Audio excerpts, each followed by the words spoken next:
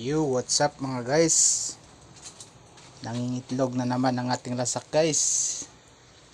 Yan guys oh. Itlog na naman siya guys. Ito ang ating lasak guys na laging nangingitlog.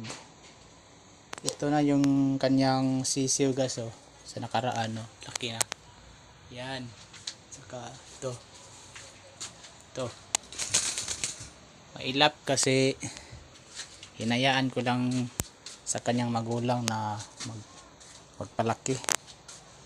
So ngayon itlog na naman guys. At saka guys, ito yung ating abuhin na limukon guys oh. Abuhin na limukon natin. Yan siya guys.